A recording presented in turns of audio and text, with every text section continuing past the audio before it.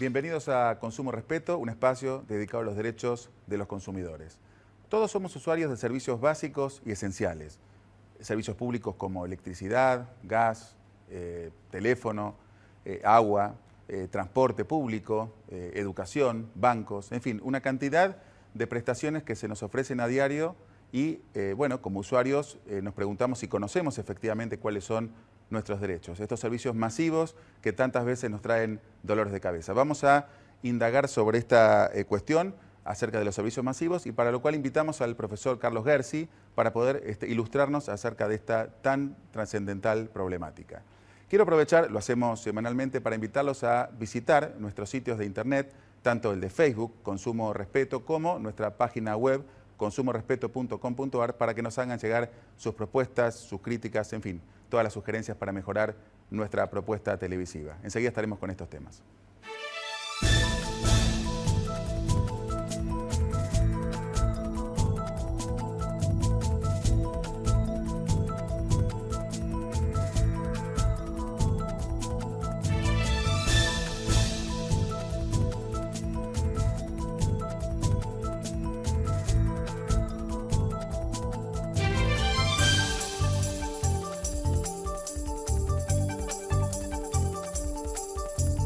En PepsiCo, desempeño con propósito significa mantener un crecimiento sustentable al invertir en un futuro más saludable para la gente y para nuestro planeta. A los pequeños deudores, una gran oportunidad. A los que no pudieron pagar, los estamos ayudando con descuentos de hasta un 50%. Estamos apoyando el esfuerzo. Mejor sumate ahora. ANBA. Buenos Aires activa como nunca. Gobernación Daniel Scioli. Para mí Salta es el verde, el marrón, el colorado, el blanco, el azul. Para mí Salta es la calidez de un poncho, esa que sentís en el abrazo de su gente. Para mí Salta es una canción, acompañada de un buen plato y un gran vino. Para mí, Salta es descubrir en cada momento una experiencia nueva. Para mí, Salta es una provincia llena de provincias y siempre te estamos esperando. Salta, tan linda que enamora.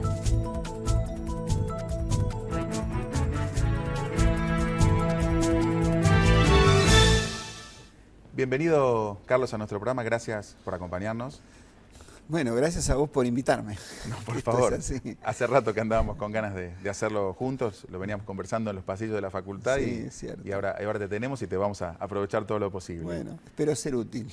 Por supuesto. Y bueno, vamos a hacer la presentación formal que hacemos todas las semanas. Estamos con el doctor Carlos Gersi, que es abogado, doctor en jurisprudencia, especialista en historia de la economía y políticas económicas, además de otras tantas distinciones. Pero yo quería destacar, porque además vos me habías invitado a participar de lo que recientemente fue tu distinción, que te dio la Ciudad de Buenos Aires como personalidad destacada de las ciencias jurídicas, así que me parece que, si bien no apareció en pantalla, que podíamos y debíamos mencionarlo. Bueno, tal vez lo más importante es que seguimos estudiando, Javier. De eso doy fe. Vos siempre, con tu quietud permanente, indagando nuevos temas, nuevas áreas, y además con tu fuerte compromiso con los derechos de los consumidores de siempre, desde los primeros tiempos, desde que esta disciplina empezó a insinuar en la Argentina, y por eso para nosotros era tan importante tenerte. Sí, yo creo que el propulsor de todo esto fue Gabriel Stiglitz, que yo lo conocí. Me acuerdo que cuando él volvió de estudiar de España, vino a la Fiscalía de Estado a trabajar como asesor, y después largamos el primer libro que salió de Consumidores, que fue en el año 84, con un prólogo de Gabriel. Bueno, un libro que salió 10 años antes de que exista la Ley de Defensa del Consumidor en Argentina, ¿no? Gabriel estuvo hace pocas semanas con nosotros acá, así que la verdad que estamos contentos porque estamos completando una grilla de invitados fantástica y en pocas semanas vamos a estar cumpliendo, veíamos con la producción de la lotería, 100 emisiones de Consumo Respeto. Qué bueno. Ya muchos nos piden algún festejo, estamos viendo cómo estamos de fondos para eso. Es el costo. Claro, pero bueno, evidentemente si hay fiesta vas a ser invitado porque todos quienes participaron están convocados. Carlos, queríamos justamente convocarte porque este tema de los servicios masivos nos resulta muy importante, pues es una cuestión muy sensible para la comunidad. En primer lugar, ¿qué podemos entender por servicio masivo? Mirá, en realidad queda poco que no sea masivo. Este es el tema.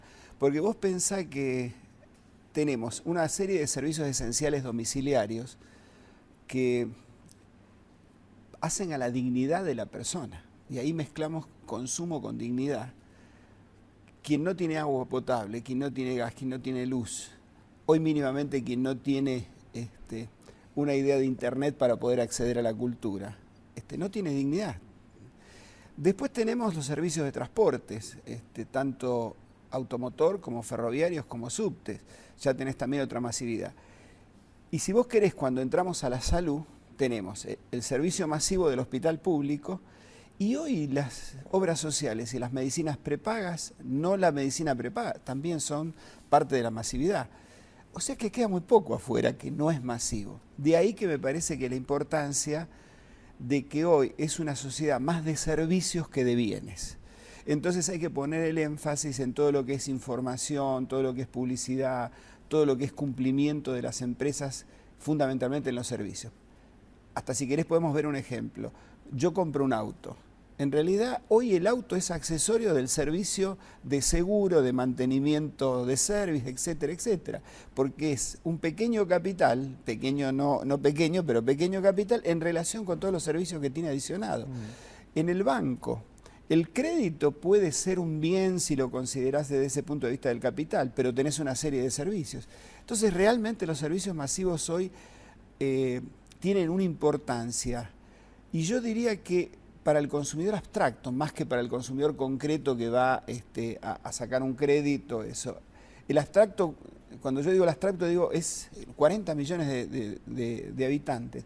Incluso acordate de aquella frase de Kennedy, que desgraciadamente siempre estuvo mal traducida, cuando Kennedy decía todos somos consumidores, y la traducción no es esa, sino todos estamos expuestos a la sociedad de consumo, que es otra cosa distinta. De ahí viene el expuesto famoso. Claro.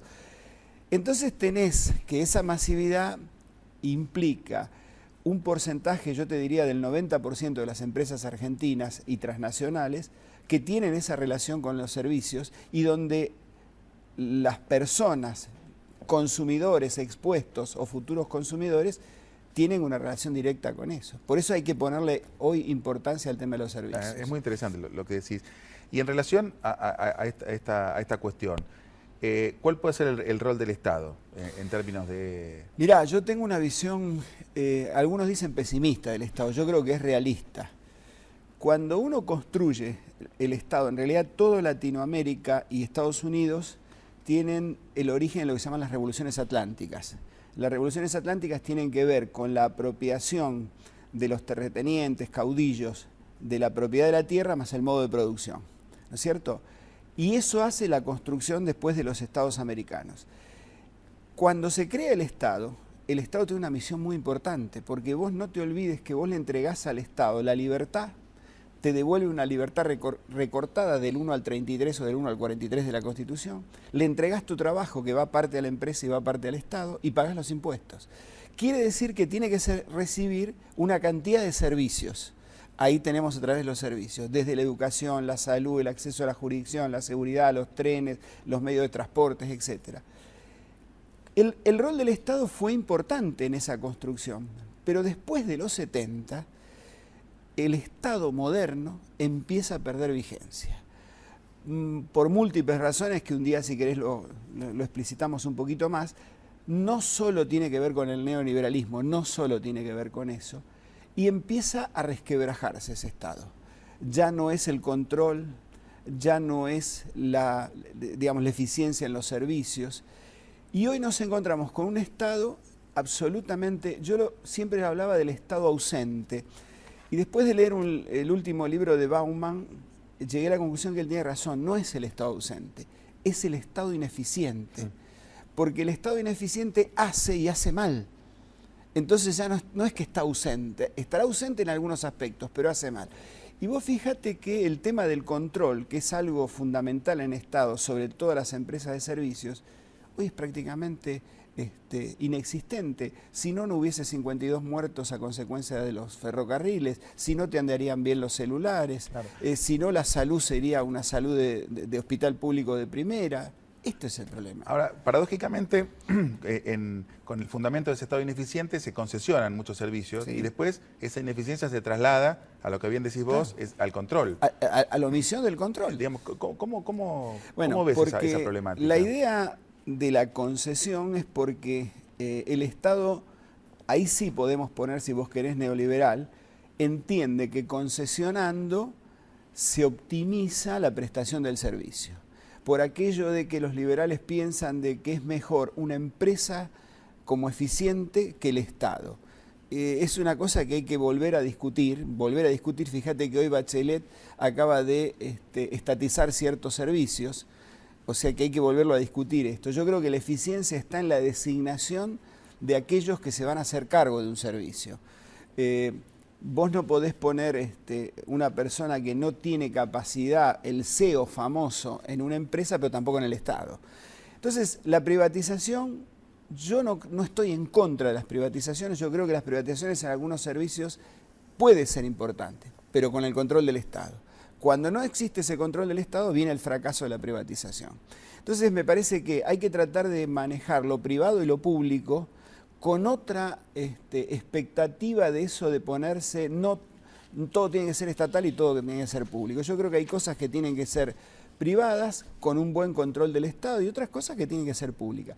Yo te digo que, por ejemplo, el tema de la salud es una resignación que a mí me cuesta aceptar, porque el hospital público tiene los mejores médicos, los médicos que están en las cátedras, pero carece de insumos, carece de establecimientos adecuados. Ese es un tema que por ahí me gustaría volverlo al Estado.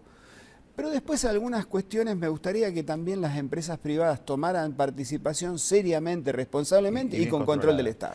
Y ese poder de policía que de alguna forma debería digamos, llevar a cabo el Estado a partir de la concesión de ciertos servicios que son sensibles también para la comunidad. Sí, digamos, por supuesto. ¿En qué consiste y cómo ves vos en la práctica? Mira, Digamos, primero, ese fundamentalmente, designar a las personas adecuadas. Yo, vos sabés que creo que los gobiernos, después de la democracia, no hablemos para atrás porque si no, me parece que esto de embarrar la cancha.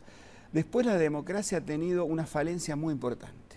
Los políticos quieren ocupar todos los cargos. Y yo creo que hemos perdido una cosa muy importante en la Argentina, que son el factor, el capital humano de las universidades.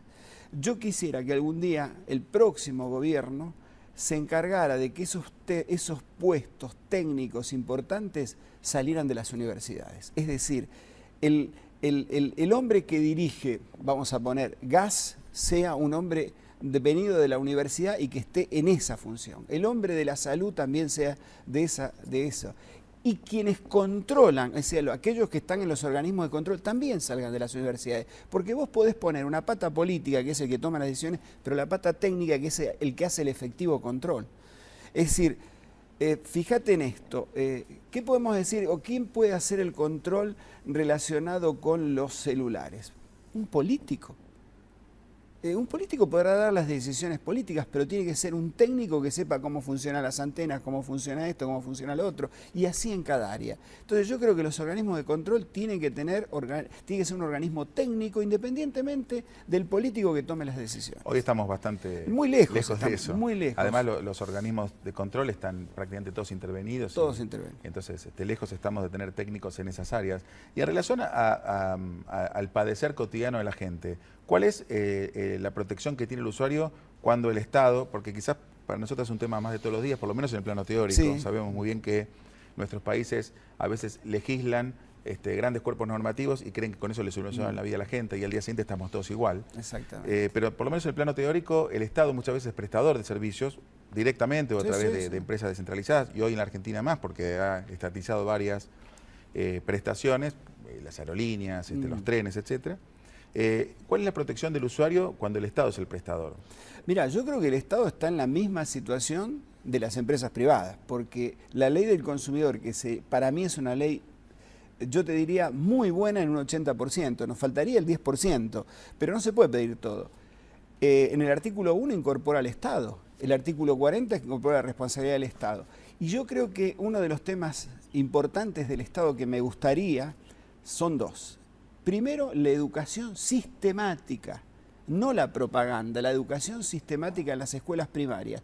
porque vos tenés que hacer de esos chicos que están en la escuela primaria todo el tema de la educación del consumidor, de la educación del medio ambiente, pensando en un proyecto a 10 años, a 15 años. Yo te voy a dar un ejemplo tonto.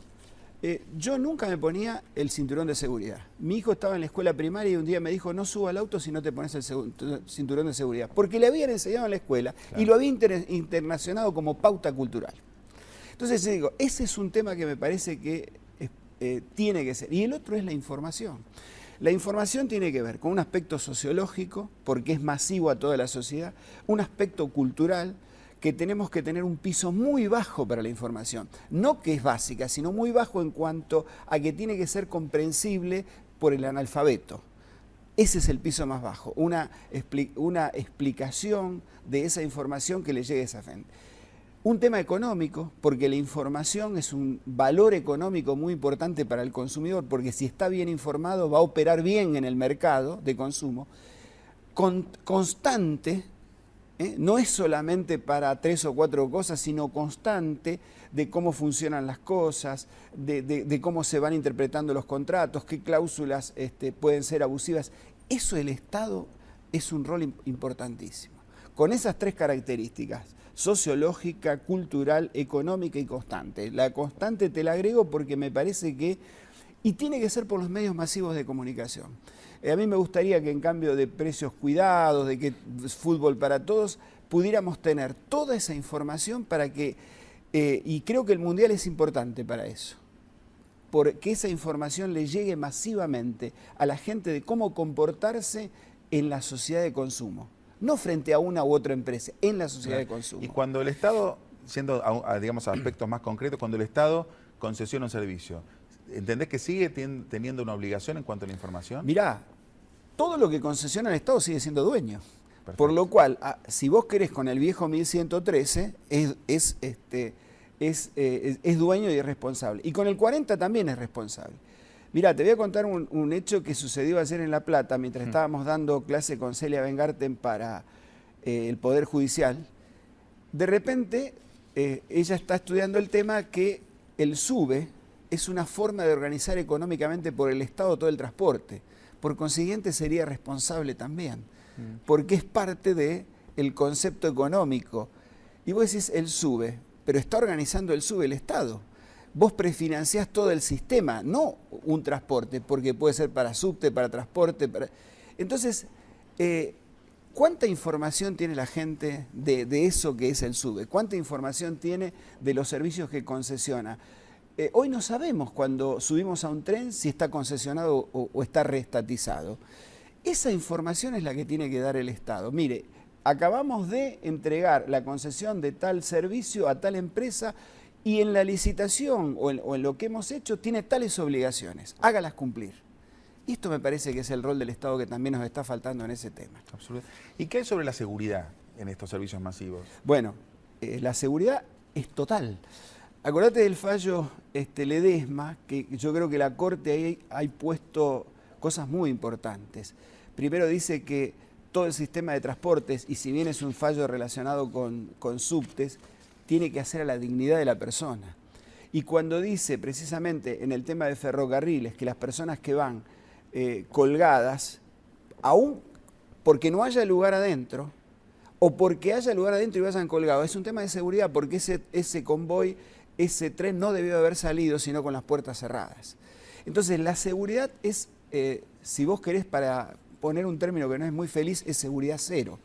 El Estado tiene que dar seguridad cero en todo lo que hace a los servicios, desde simplemente la conexión de gas, la conexión de electricidad o los transportes que son masivos, que ya no alcanzan porque la gente vive en el conurbano. Vos pensás que tenemos 114 villas en el conurbano, entre el conurbano y el límite de la Ciudad de Buenos Aires, y 869 asentamientos que terminan trabajando en la capital federal. O sea, el transporte hoy es muy importante y la seguridad tiene que ser muy importante. Vos pensás que el transporte ferrocarril, por ejemplo, la guarda de la persona es cuando la persona entra en el pasillo para ir al ferrocarril. Ni siquiera cuando está dentro, sino en el pasillo, en la estación. Y yo creo que ahí es donde hay que asentar el tema de la seguridad. Y me parece que el Estado no está cumpliendo ese rol. Absolutamente.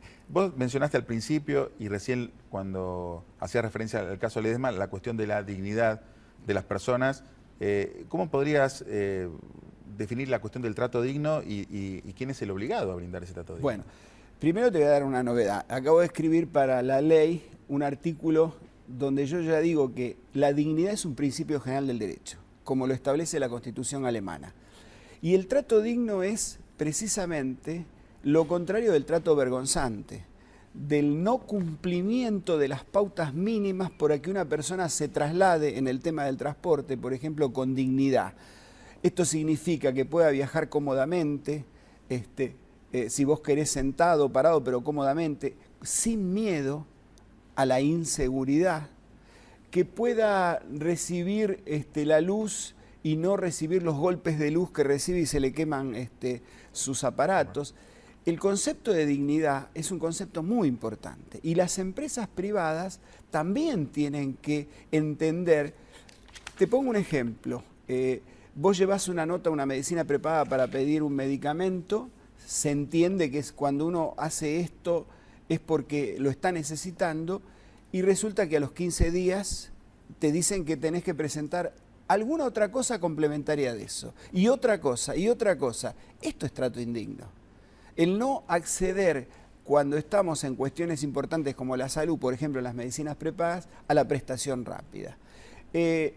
Los horarios en los transportes, eso hace la dignidad de las personas, que después tienen que discutir el presentismo y tienen que probar que no llegaron.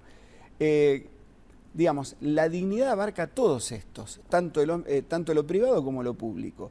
Y yo creo que esto también hoy tiene que ver con la responsabilidad social de las empresas, que me parece que es un tema que todavía en la Argentina no ha penetrado, o ha penetrado en las grandes empresas nada más.